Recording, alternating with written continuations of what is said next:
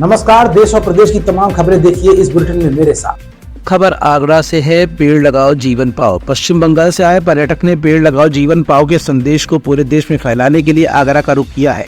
थाना ताज सुरक्षा पुलिस ने ताजमहल के पश्चिमी गेट पर उनका स्वागत किया और ताजमहल पर स्कूली छात्र छात्राओं को पेड़ लगाने और अच्छे पर्यावरण को बनाए रखने के लिए जानकारियां दी। पश्चिम बंगाल से आए पर्यटक ने पेड़ लगाओ जीवन पाओ के संदेश को पूरे देश में फैलाने के लिए आगरा का रुख किया। थाना ताज सुरक्षा पुलिस ने ताजमहल के पश्चिमी गेट पर उनका स्वागत किया और पर्यावरण संरक्षण के प्रति जागरूकता बढ़ाने में मदद की। आगरा पुलिस ने पर्यावरण संदेश देने वाले पश्चिम बंगाल के पर्यटक का उत्साहवर्धन भी किया। पश्चिम बंगाल के पर्यटकों ने ताज सुरक्षा पुलिस का आभार व्यक्त किया। डीजी महाराजा के लिए करीम खान की रिपोर्ट। मैं जाना हूँ, मेरा घर वेस्ट बंगाल से। मैं ऑल ओवर इंडिया पेड़ लगा रहा हूँ। मेरा एक संदेश है कि पेड़ लगाओ जान बचाओ। आगरा पुलिस हमको बहुत उत्साहित किया कि आप जो पेड़ लगा रहे हैं बहुत अच्छा वाला काम कर रहे हैं। मेरा सबसे विनती होगा कि पेड़ केवल एक पेड़ एक जान केवल स्लोगन में नहीं, इम्प्लीमेंट कीजिए। और ये बच्चे लोग को आगरा पुलिस भी बहुत उत्साहित किया, हमको भी किया। इसलिए हम आगरा पुलिस को एकदम दिल से सैल्यूट करते हैं। मेरा जो सपना है ऑल ओवर इंडिया वर्ल्ड 5000 बनियान वाला चीज लगाएंगे, तो आगरा पुलिस भी हमको उत्साहित किया। इसलिए आगरा पुलिस को हम बहुत बहुत धन्यवाद करते हैं। सब केवल घर में एसी नहीं, पेड़ भी लगाइए। जिंदगी में केवल जिंदगी का 1 घंटा निकालिए, साल में नहीं, जिंदगी में केवल 1 घंटा निकल के पेड़ लगाइए। प्लीज, हाथ पकड़ रहे हैं, पैर पकड़ रहे हैं, क्योंकि जो मानव जाति है बहुत संकट में है। ग्लोबल वार्मिंग बहुत बढ़ रहा है, गर्मी भी बहुत हो रहा है। आज अक्टूबर महीना में भी इतना गर्मी थे, तो इसलिए सबसे विनती करूंगा भाई, नतमस्तक से विनती करूंगा, प्लीज प्लीज प्लीज पेड़ लगाइए और जान बचाइए। Thank you. खबर हमीरपुर से। जनपद हमीरपुर के मौदाहा सीएचसी में 15 अक्टूबर को नॉर्मल डिलीवरी के तीसरे दिन नवजात शिशु की मौत हो गई। मृतक के पिता ने सीएचसी कर्मचारियों पर लापरवाही का आरोप लगाया है। शिकायत के बाद पुलिस ने नवजात के शव को कब्जे में लेकर पोस्टमार्टम के लिए भेज दिया है। बताया जाता है कि 15 अक्टूबर को कुन्हेटा गांव निवासी आरती का सीएचसी मौदाहा में नॉर्मल प्रसव हुआ था। प्रसव के नाम पर उससे 5000 रुपए भी लिए गए। मना करने के बावजूद नवजात को सीएचसी में इंजेक्शन लगाए गए। 17 अक्टूबर की रात नवजात की मौत हो गई। पिता ने सीएचसी स्टाफ पर लापरवाही के आरोप लगाए हैं। साथ ही रोकने के बावजूद इंजेक्शन लगाए जाने को नवजात की मौत का कारण बताया। उधर इस संबंध में सीएचसी अधीक्षक डॉक्टर रजत रंजन तिवारी ने बताया कि नवजात की मां हेपेटाइटिस सी की मरीज थी, इसी कारण से भी नवजात की मौत हो सकती है। टीका नवजात को सुरक्षा कवर देने के लिए लगाया जाता है। रुपए मांगने जैसे आरोप बेबुनियाद है। क्या मामला है? हम कुन्हेटा के रहने वाले हैं। क्या नाम है? बरदानी मेरा नाम है। पिताजी का नाम श्री मन्नू है। लड़का का मेरे नाम है अरविंद। क्या मामला हुआ है? बहू का नाम है आरती। डिलीवरी होना था 15 तारीख को। डिलीवरी के लिए अस्पताल मौदाहा सरकारी अस्पताल में भेजा गया। इसके बाद 15 तारीख को शाम के डिलीवरी हो गई। लड़का पैदा हुआ नॉर्मल, कोई दिक्कत नहीं। लड़का खूब रात भर दूध पिया, फिर सकारे भी दूध पिया। हमने कहा कौन इंजेक्शन लगाएंगे तब छुट्टी देंगे। हमने बोला कि एक बहू को और लाए थे, दूसरी बहू को, और तुमने इंजेक्शन तुरंत लगा दिए थे, तो वो बच्चा घर गया, वो ख़त्म हो गया। तो हम इंजेक्शन हम बच्चा हम मर जाएं, इंजेक्शन नहीं लगवाएंगे। बोले कौन अगर इंजेक्शन नहीं लगाओगे तो तुमको छुट्टी नहीं दिया जाएगा। जबरदस्ती नर्सों ने जबरदस्ती डॉक्टर को फ़ोन लगाया। हमने को डॉक्टर साहब क्या बात है, हम इंजेक्शन नहीं लगवा पाएंगे, इसकी जिम्मेदारी लो। बोले कौन तुम लिखित दो कि हम इंजेक्शन नहीं लगवाएंगे। हमने लिखित में भी दे दिया। इंजेक्शन के बाद क्या हुआ है? इंजेक्शन जैसे लगाया है 17 तारीख को शाम के, तुरंत छुट्टी दिया है। और जैसे हम घर बच्चा को लेके गए हैं, 4 घंटे में बच्चे की दम टूट गई है। तुरंत बच्चा का लेके हम सीधा मौदाहा अस्पताल में पहुंच के हमने डॉक्टर को बताया। हमने देखो हम मना करते रहे और ये इंजेक्शन एक दूसरा बच्चा चला गया। और डिलीवरी के लिए क्या कह रहे थे आप? डिलीवरी के दौरान क्या लिया गया?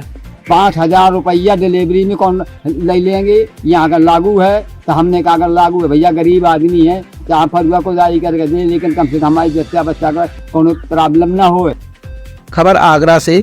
सरकार की तमाम कोशिशों के बावजूद भी नकली डीएपी का काला कारोबार थमने का नाम नहीं ले रहा है, जिसको लेकर चलाया जा रहा है अभियान में थाना किरावली और एसओजी टीम को उस समय बड़ी सफलता हाथ लगी जब इस कारोबार से जुड़े चोरों को पुलिस ने गिरफ्तार कर लिया। नकली डीएपी को लेकर सरकार द्वारा चलाए जा रहे अभियान में आगरा पुलिस को बड़ी सफलता हाथ लगी है। पुलिस ने इस काले कारोबार से जुड़े एक आरोपी को गिरफ्तार किया है। जो नकली डीएपी सप्लाई का कारोबार करता है। पकड़े गए आरोपी ने बताया कि कानपुर और कोलकाता से नकली डीएपी तैयार होकर देश भर में सप्लाई की जाती है। पकड़े गए आरोपी से कई नंबर भी मिले हैं जो इस कारोबार से जुड़े बताए जा रहे हैं। आगरा जिले के थाना किरावली और एसओजी की संयुक्त टीम की कार्रवाई हुई है। कई जिलों में नकली डीएपी की सप्लाई की आशंका। देखिए 4 अक्टूबर 2024 को थाना किरावली पर एक सूचना मिली थी जो लगभग 490 बैग डाई अमोनियम फॉस्फेट के नकली बताए जा रहे थे। थाना किरावली पर आवश्यक नियमानुसार अभियोग पंजीकृत करके और उसके बाद जब विवेचना की गई तो पता चला कि ये जो डीएपी लाई गई है ये कोई रॉयल ट्रेडर्स नाम के कंपनी से ऑर्डर की गई है। यहाँ किरावली के ही रहने वाले एक व्यक्ति ने ये ऑर्डर किया है और जब ट्रेस किया गया तो राहुल सिंघल नाम का व्यक्ति जो इस कंपनी का मालिक बताया गया और ये नकली डीएपी बनाकर जिप्सम ग्रेन्यूल के से ये नकली डीएपी और इसके बोरे और कट्टे कानपुर और कोलकाता से ऑर्डर करना बताया गया। तो इस व्यक्ति राहुल सिंघल को एसीपी अचनेरा के नेतृत्व में एसएचओ किरावली और सर्विलांस एसओजी टीम वेस्ट के द्वारा गिरफ्तार कर लिया गया है और आवश्यक जो विवेचनात्मक कार्रवाई है थाना किरावली पर। देखिए पूछताछ में बहुत सारे जो ये हमारा अभियुक्त है इसके फ़ोन में मोबाइल में बहुत सारी चैट्स मिली हैं जिससे ये समझ में आता है कि ये बहुत बड़े स्तर पर ये काम कर रहा था। इसके ऊपर बहुत सारे अन्य अभियोग भी 3-4 पंजीकृत हैं विभिन्न जनपदों में और इससे ये कह सकते हैं कि ये एक बड़ा गैंग है। एक पूरे लगभग देश में कई सारे जनपदों में इसकी सप्लाई नकली डीएपी की ये कर रहा था। खबर बहराइच से है। बुलडोजर कार्रवाई से पहले घरों का खाली होना शुरू। दुकानों और मकानों को खाली कर रहे स्थानीय लोग। 23 मकानों पर होनी है बुलडोजर की कार्रवाई। दुर्गा प्रतिमा विसर्जन के दौरान भड़की थी हिंसा। 23 मकानों दुकानों को खाली करने का आदेश। बुलडोजर कार्रवाई में 1 दिन से कम का बचा समय। बुलडोजर चलने से पहले लोग खुद तोड़ रहे अपने मकान। बुलडोजर चलने से पहले लोग खुद तोड़ रहे अपने मकान। बहराइच में हुए सांप्रदायिक बवाल की घटना के बाद जिला प्रशासन की ओर से महाराजगंज बाजार में सड़क किनारे फैले अवैध अतिक्रमण को मुक्त कराने के लिए पीडब्ल्यूडी विभाग ने नोटिस जारी किया है जिसमें कहा गया है कि 3 दिन के अंदर अतिक्रमण करने वाले स्वयं अतिक्रमण को हटा ले, अन्यथा जिला प्रशासन सड़क किनारे बने अवैध अतिक्रमण पर बुलडोजर की कार्रवाई करेगा। जिस फरमान के बाद महाराजगंज बाजार के लोग अपने पक्के मकानों और दुकानों पर हथौड़े चलाते नजर आ रहे हैं। वहीं महाराजगंज हिंसा के बाद आज 7वें दिन भी शांति व्यवस्था पूरी तरह से कायम है और कमांडो के साथ पुलिस के आला अधिकारी पेट्रोलिंग कर रहे हैं। सुरक्षा के कड़े इंतजाम किए गए। वहां की स्थिति जानने के लिए 4 टीवी न्यूज चैनल पहुंचा महसी महाराजगंज की ग्राउंड जीरो पर। आइए जानते हैं हकीकत वहां के लोगों की जुबानी। आज हम मौजूद हैं उत्तर प्रदेश के जनपद बहराइच के महसी तहसील के महाराजगंज में, जहां पर मूर्ति विसर्जन के दौरान हिंसा भड़क गई थी जिसमें दोनों तरफ से पथराव हुए थे। उसमें राम गोपाल मिश्रा की गोली मारकर हत्या कर दी गई थी। आइए हम जानते हैं, हमारे साथ कुछ लोग मौजूद हैं कि क्या है मामला और किस वजह से हिंसा भड़की थी। क्या नाम है इसका? मुन्ना, मोहम्मद शमीम और मुन्ना। क्या हुआ था? उस दिन वो रविवार को जो है मूर्ति विसर्जन होना था तो कुछ लोग जो है यहाँ की मूर्तियाँ तो निकल कर चली गई थी मगर बाहर वाली जो रेवा मंसूर की मूर्तियाँ आई उसमें कुछ लोग जो है कैसे वो गलत लगा दिए। उसमें जो है दीन के मजहब के खिलाफ जो है लगा दिया कि मूल्य मारे जाएंगे, मूल्य काटे जाएंगे। इसी वजह से लोगों ने मना किया कि कैसे मत लगाओ, ये मत बजाओ, मगर उन्होंने नहीं माने। उसमें जो है कुछ लोग जो है मना करते रहे मगर माने नहीं तो उन्होंने विरोध किया। उसके बाद जो है वो जो है पत्थरबाजी होने लगी और जो है वो उपद्रवियों ने कुछ अराजक तत्वों ने गोली जो है मार दी। जबकि उनकी गोली मारी गई तो उसके अब्दुल हमीद के छत पर वो जो राम गोपाल नाम का लड़का वो चढ़ गया। उस पर जो है हमारा झंडा दीन वाला उतार कर भगवा झंडा लहराने लगा।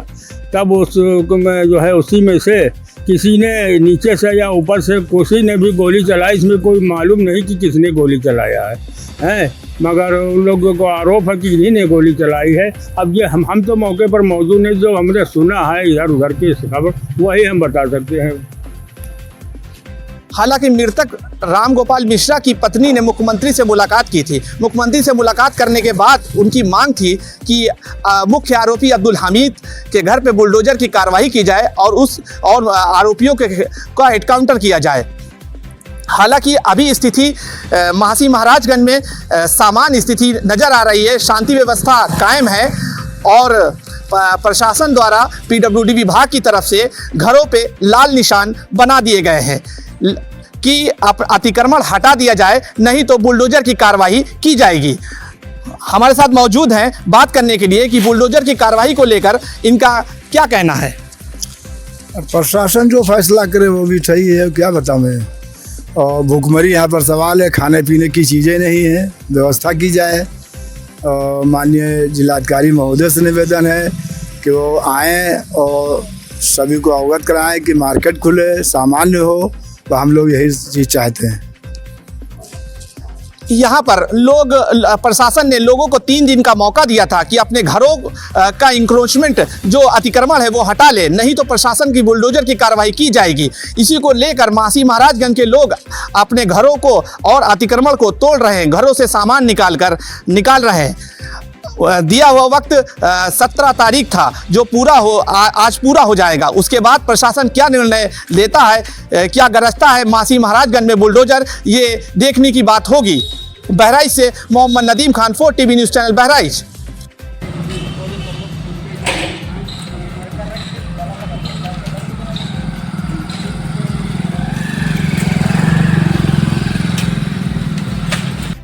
ये तस्वीरें हैं नजीबाबाद बिजनौर जिले से, जहां पर तमाम किसान यूनियन धरना दे रही हैं। किसान प्रदर्शन पर आमादा हैं, लेकिन आपके जहन में ये सवाल आ रहा होगा कि आखिर ये किसान धरने पर क्यों बैठे हैं, उनकी मांगे आखिरकार हैं क्या। दरअसल ये किसान अपने ही किसान भाइयों पर लगाए गए गंभीर आरोपों का खेल खेलने वाले वन विभाग के खिलाफ धरने पर बैठे हैं। दरअसल मामला जुड़ा हुआ है बिजनौर वन विभाग के नजीबाबाद से। यहाँ पर क्षेत्रीय वन अधिकारी राजेंद्र कुमार नेगी की भूमिका संदिग्धता के दायरे में आ रही है। अब जरा ये भी जान लीजिए कि आखिर राजेंद्र कुमार नेगी कौन है और उनकी भूमिका क्यों संदिग्ध पाई जा रही है। यहाँ पर बीते दिनों एक हाथी का शव मिला था। शव मिलने पर क्षेत्रीय वन अधिकारी राजेंद्र कुमार नेगी ने मासूम किसानों को अपना निशाना बनाया। आरोप लगाया गया कि किसानों ने ही हाथी की हत्या की। यही नहीं, राजेंद्र कुमार नेगी ने 12 लाख रुपए की पेनाल्टी लेकर मामले को खत्म कर दिया था और हाथी के शव को दफना दिया गया था। लेकिन बाद में जब हाथी के शव को बाहर निकाला गया तो उसमें से हाथी का दांत गायब निकला, जिसमें राजेंद्र कुमार नेगी ने फिर किसानों पर एफआईआर दर्ज करा दी, जबकि कानूनन जिसके खिलाफ पेनाल्टी ले ली जाती है उस पर एफआईआर नहीं होती है।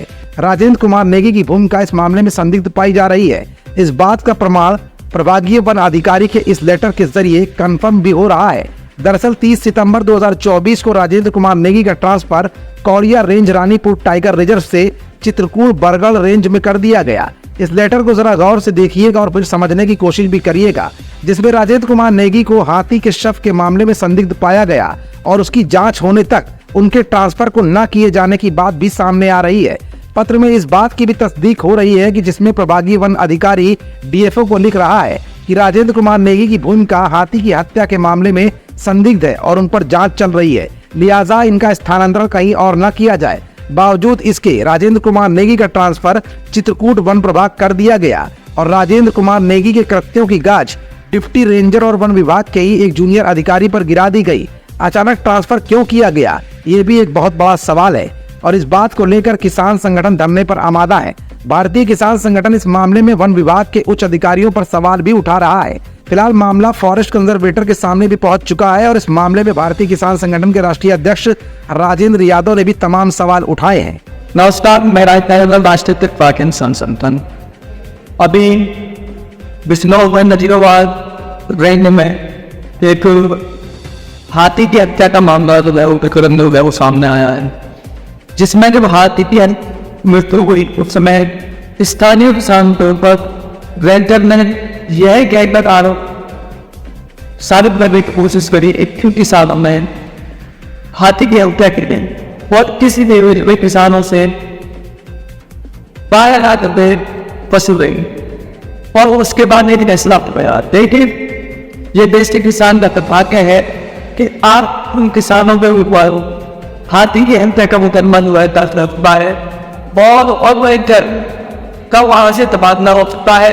ये कैसा न्याय ऐसी क्या पाटीदार है, कैसा भी फिर से कैसा ही संविधान है, ये अपने आप में बहुत सारे सवाल खड़े करता है कि जिस अधिकारियों को सस्पेंड कर दिया गया था उस अधिकारी को बचाने के लिए वहाँ से ट्रांसफर किया गया और उसके बावजूद किसानों के ऊपर जो है हाथी के अपने का मतलब पता हो गया। ये अपनी डायस में भारतीय किसान संघर्ष का पूर्ण से विरोध करता है और बहुत जल्द नदीवार क्षेत्र में एक निर्णय करने का आयोजन किया जाएगा जिसपे किसानों को न्याय दिलाने की कोशिश की जाए। धन्यवाद। फिलहाल राजेंद्र कुमार नेगी ने पूरा संजाल बनाकर अपने ही कृत्यों का ठीकरा निर्दोष किसानों पर फोड़ा है। पेनाल्टी ली और हाथी की मौत का जिम्मेदार इन किसानों को ही ठहरा दिया जो किसी भी एंगल से इसके जिम्मेदार नहीं थे। और अगर किसान जिम्मेदार थे तो प्रभागीय वन अधिकारी का डिस्ट्रिक्ट फॉरेस्ट ऑफिसर को लिखा ये लेटर आखिर राजेंद्र कुमार नेगी के कृत्यों का खुलासा क्यों कर रहा है, ये भी एक सोचनीय प्रश्न है और इसका जवाब अब उत्तर प्रदेश के वन मंत्री को देना ही होगा। खबर आगरा जिले से है। थाना खंडोली के उजड़े गांव में बैंक ऑफ बदमाशों ने घर में घुसकर लूट की वारदात को अंजाम दिया, सनसनी फैला दी। सूचना मिलने पर पहुंची पुलिस जांच पड़ताल में जुटी है और जल्द ही बदमाशों की गिरफ्तारी का दावा भी कर रही है। दीपावली का पर्व नजदीक आते ही जिले में आपराधिक वारदातों का ग्राफ फिर बढ़ने लगा है। बैंक ऑफ बदमाश लगातार वारदातों को अंजाम दे रहे हैं, पुलिस को खुली चुनौती भी दे रहे हैं। ताज़ा मामला थाना खंडोली के उजरई गांव का है जहां एक बिल्डर के घर में घुसे आधा दर्जन बदमाशों ने लूट की वारदात को अंजाम दे डाला। तमंचे के बल पर घर वालों को बंधक बनाकर लूट की वारदात को अंजाम देते हुए 20 लाख की नकदी और आभूषण लेकर बदमाश फरार हो गए। सूचना मिलने पर पहुंची पुलिस अब मामले की जांच पड़ताल में जुट गई है और बदमाशों की गिरफ्तारी के प्रयास शुरू कर दिए गए हैं। आगरा जिले के थाना खतौली के उजरई गाँव का है मामला। क्या नाम है आपका? दिनेश भाई, क्या घटना हुई है, क्या मामला है? कितने लोग आए थे, काहे से आए थे, किधर हो गए थे? ये पता नहीं काहे से आए थे, घर में घुसे थे। हमें तो पता है कि घर में घुसे थे करीब 12:30 बजे मैडम ने द्वार खोली थी तो ये करने के लिए। तो घर में आदमी एंट्री हुए थे, सब तक तमंचा हथियार लग रहे थे और छुरी लगी हुई थी। अच्छा। और हम तो सुबह एकदम आँख खुली तो मैं जब के आया तो मैं बगल में खड़ा हुआ तो मैंने हथियार रख लिए मेरे पास। मैं जो कुछ ले जाना ले जाओ, मारा कुछ का ऊपर हो। कितना कैश ले गए, क्या क्या चीज ले गए? 2 लाख रुपये कैश था, 4-5 लाख रुपये चीज थी। कहाँ से चढ़ के आए थे बदमाश? दीवार के बगल से चढ़ के आए। पुलिस आई थी? पुलिस आई, 112 नंबर कॉल किया था। रात में पुलिस आई थी, पुलिस उल्टे बयान दे रही थी, कुछ चोरी पूरी नहीं हुई है, ड्रामा खत्म है। थाने को सूचना दी कोई? थाने में कॉल कर दी है, आ रहे हैं थाने वाले। और उन्हें सूचना दी थी मैंने कि आदमी जो दारू पी रहे थे या बियर पी रहे थे, अच्छा अपनी 3 प्लेट की गाड़ी थी और वो ही आदमी है। मैं बताई थी मगर मानने राजी नहीं। मेरे को सूचना पता भी किया था उस जगह बियर डली हुई है, माफी है, मतलब कुछ प्रूफ भी थे वहाँ से वो भी उठा लेंगे। तो मारपीट? ऊपर के अंदर 3-4 बियर डली हुई है। मारपीट की थी आपसे? मारपीट की कोई ऐसी नहीं। मैंने हथियार रख दिया था, आवाज़ बंद रही थी। मैंने भाई लूट ले जाओ, जो ले जाना तो ले जाओ। उन्होंने कार की चाबी मांगी, कार की चाबी दे दो तो मैंने पल्ले घर पे कार की चाबी यहाँ रहती नहीं। खबर जनपद बहराइच से महसी महाराजगंज में हुई हिंसा में मृतक राम गोपाल मिश्रा के मुख्य आरोपी अब्दुल हमीद के घर पर कल चल सकता है बुलडोजर। आपको बताते चले कि मृतक राम गोपाल मिश्रा के परिजनों की मुख्यमंत्री योगी आदित्यनाथ से मांग थी कि आरोपियों पर बुलडोजर की कार्रवाई की जाए। वहीं पीडब्ल्यूडी विभाग की तरफ से रोड चौड़ीकरण के लिए अतिक्रमण हटाने का नोटिस मृतक राम गोपाल मिश्रा के मुख्य आरोपी अब्दुल हमीद के घर पर भी बुलडोजर की कार्रवाई के लिए लगा दिया गया है। अब्दुल हमीद के मकान के साथ 23 मकान पर चल सकता है बुलडोजर। आज हम मौजूद हैं बहराइच जनपद के महासी महाराजगंज में, जहां पर पीडब्ल्यूडी विभाग की तरफ से लाल निशान लगाए गए थे कि अतिक्रमण हटाने के। देखिए कि किस तरीके से जो के पीडब्ल्यूडी विभाग ने 3 दिन का वक्त दिया था कि लोग अपने घरों को इंक्रोचमेंट तोड़ दें, नहीं तो बुलडोजर की कार्रवाई की जाएगी। आप देखिए किस तरीके से लोग अपने घरों से सामान निकाल रहे हैं और अतिक्रमण को हटा रहे हैं। हमारे पीछे हम आपको दिखाते हैं कि जहाँ पर महासी हिंसा के अंदर राम गोपाल मिश्रा की निर्मम हत्या हो गई थी, ये वही अब्दुल हमीद का मकान है जो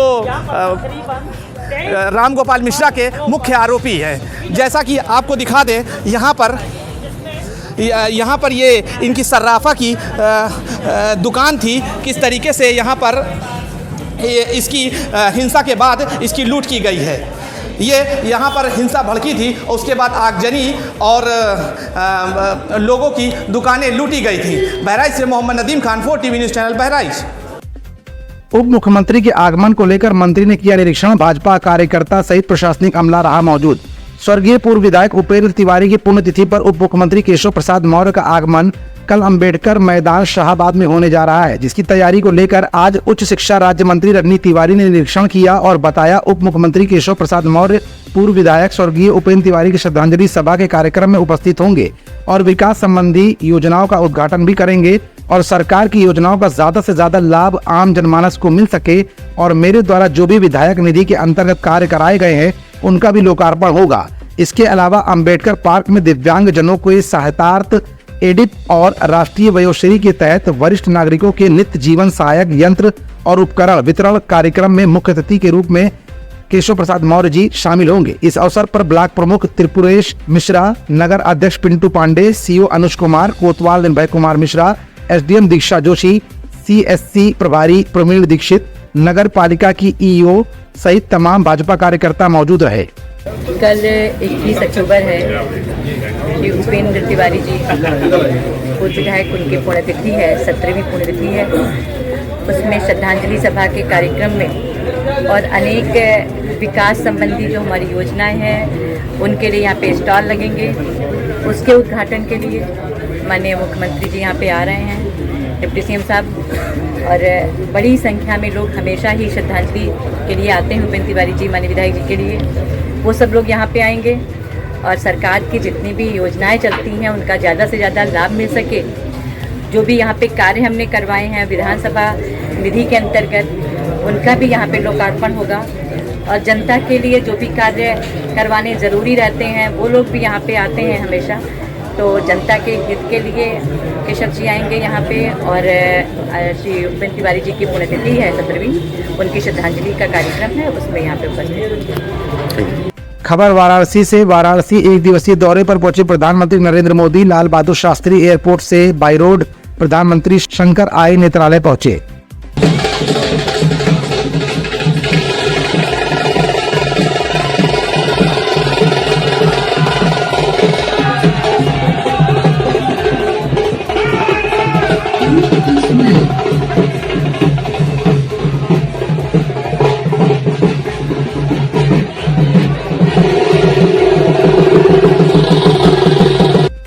खबर मुरादाबाद जिले से है। होटल कारोबारी के घर नौकरानी ने की थी चोरी, नकदी 18 लाख सहित बरामद, 3 आरोपी किए गए गिरफ्तार। मुरादाबाद में रविवार को पुलिस ने होटल कारोबारी के घर हुई चोरी का खुलासा कर दिया है।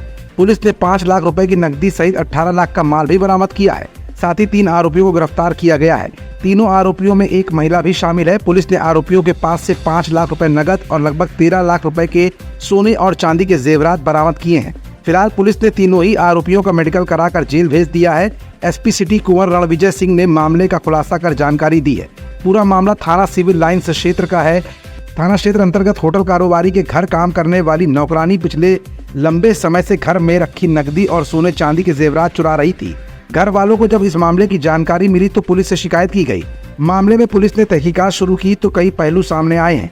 पुलिस ने नौकरानी सहित 2 अन्य साथियों को गिरफ्तार किया है। पुलिस के मुताबिक घर में काम करने वाली नौकरानी काफी लंबे समय से घर में रखा माल चुरा कर सुनार की दुकान पर बेच रही थी और नकदी भी चुरा रही थी। आरोपी पति पत्नी ने चोरी के माल से मिली रकम से मकान बनाया था। कुछ दिनों पहले बाइक भी खरीदी थी। पुलिस ने नौकरानी और उसके पति और सोना खरीदने वाले ज्वेलर्स को गिरफ्तार किया है।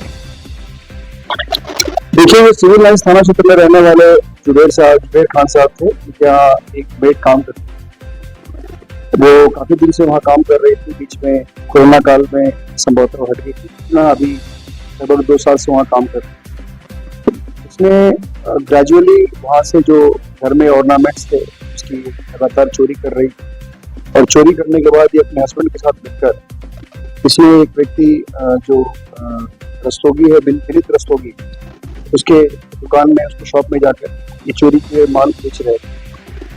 इसमें हम लोग को सूचना मिली, उसके बाद हम लोगों ने इसमें अभियोग पंजीकृत किया और अभियोग पंजीकृत करके इसमें हम लोगों ने जो महिला थी जो नौकरानी थी घर में, उसको हम लोगों ने अरेस्ट किया है। उसके हस्बैंड को भी अरेस्ट किया है और जहाँ पे इस शॉप पे ये माल बेच रही थी, जिसके द्वारा खरीदा जा रहा था, उसको भी हम लोगों ने अरेस्ट किया है।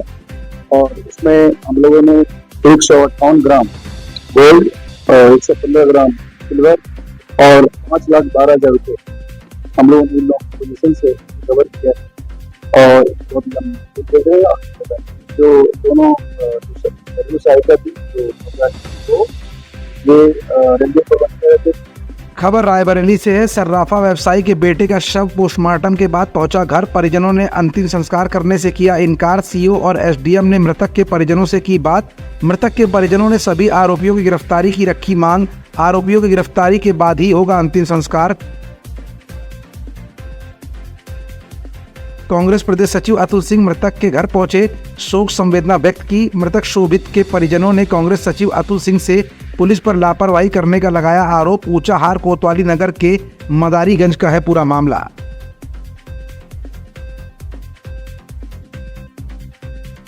खबर कानपुर से। करवा चौथ का त्योहार पति की लंबी उम्र की कामना के लिए पत्नी निर्जला व्रत रखती हैं। करवा चौथ के त्योहार को लेकर महिलाएं काफी तैयारियां भी करती हैं। कई दिन पहले से तैयारियों में जुट जाती हैं और शॉपिंग भी करती हैं। अच्छे अच्छे पकवान बनाती हैं। इस त्योहार को लेकर महिलाएं काफी उत्साहित रहती हैं। एक दिन पहले बाजार जाती हैं, शॉपिंग के साथ ही हाथों में मेहंदी लगवाती हैं। उसके बाद करवा चौथ के दिन व्रत रखकर पति की दीर्घायु की कामना करती हैं। रात में चांद देखने के बाद पति के हाथों से पानी पीकर व्रत खोलती हैं। साथ ही पति अच्छे उपहार भी पत्नी को देता है। मेहंदी लगवाने आई महिलाओं ने बताया कि करवा चौथ को लेकर वो काफी उत्साहित है। कोई भी शुभ काम मेहंदी से ही होता है, इसलिए मेहंदी लगवाने आए हैं। इस त्योहार से पति पत्नी के बीच प्यार और भी ज्यादा बढ़ जाता है। जी, मेरा नाम अनामिका मिश्रा पांडे है। आज तो देख ही रहे हैं, जैसे आप मार्केट में कितनी सारी लेडीजें अपने इस फेस्टिवल को मनाने के लिए हाथों में मेहंदियां लगवा रही हैं। तो समझ लीजिए आज से हमारी प्रिपरेशन स्टार्ट हो गई है। We will do shopping, mehndi लगवाएंगे और भी जो भी हमारे सुहाग की ज़रूरत की चीज़ें हैं वो सब हम आज खरीदेंगे। अब ये तो भाई सबको पता है कि ये जो मैरिड वुमेन से अपने सुहाग की, अपने हस्बैंड की लॉन्ग लाइफ के लिए, उनकी उन्नति तरक्की के लिए व्रत रखती हैं। तो वही सब यहाँ पे सभी मैरिड वुमेन्स आई हुई हैं अपने कल के व्रत की तैयारियों के लिए। तो कल अपने हस्बैंड की लॉन्ग लाइफ के लिए वो व्रत रखेंगे। व्रत का हमारा सुबह से ही वो शुरू हो जाता है। तो मॉर्निंग में हम लोग जो भी हमारे घर की डिशेज़ हैं, जो भी ट्रेडिशनल डिशेज़ हैं वो वगैरह बनाते हैं। जैसे हम लोग के घर में, हम लोग ईस्ट से हैं तो हम लोग के यहाँ फरे, खीर ये सब बनता है। बाकी जिसके यहाँ जो है वो डिशेज़ बनती हैं। फिर शाम से ही हमारे यहाँ व्रत की तैयारियाँ शुरू हो जाती हैं। न्यूली मैरिड की वुमेन्स की तरह सब एजेड वुमेन हो चाहे न्यूली वेड वुमेन हो, सब तैयार होती हैं अच्छे से और शाम को चांद को देख के अपने पति की पूजा करके व्रत का पारायण करती हैं। वृंदा महेश्वरी।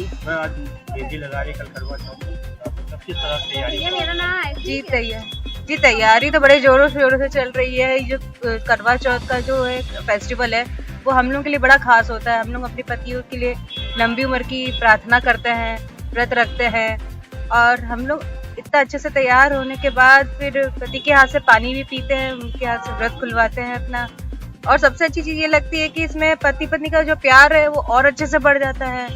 हम लोग दोनों एक दूसरे के लिए बड़े मतलब होता है ना, प्यार से डेडिकेशन, बहुत अच्छे से दिन स्पेंड करते हैं साथ में। इसमें सब कुछ हो है, प्यार है, विश्वास, एक बहुत अच्छा लगता है त्योहार। कर्णिका महेश्वरी। कहाँ मेहंदी लगानी है?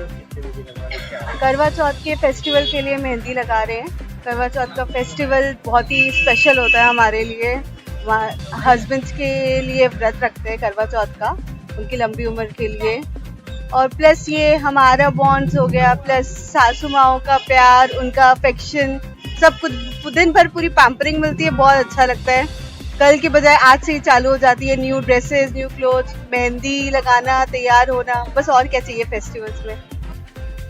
खबर एटा जिले से है। उत्तर प्रदेश की योगी सरकार भले ही पत्रकार सुरक्षा का दावा करती हो, लेकिन धरातल स्तर पर सब फीका सा नजर आ रहा है। जी हां, आपको बता दें कि मामला जनपद एटा के थाना कोतवाली नगर का है, जहां पर बीती रात को समय करीब 9:30 बजे हिंदी खबर न्यूज चैनल का पत्रकार सचिन यादव अपने परिवार को रामलीला दिखाने रामलीला मैदान पहुंचे थे, जहां पर खबर चलने से बौखलाए दबंग शरद ठाकुर उर्फ विक्की अपने गुर्गों के साथ पत्रकार और उसके परिवार पर जानलेवा हमला कर देता है, जिसकी सूचना स्थानीय पत्रकारों को हुई और सभी पत्रकार एकजुट होकर कोतवाली नगर पहुंचे, जहां पर आरोपी दबंगों के खिलाफ कानूनी कार्रवाई करने के लिए मांग की। बीती देर रात को थाना कोतवाली नगर पुलिस ने गंभीर धाराओं में मुकदमा दर्ज कर लिया।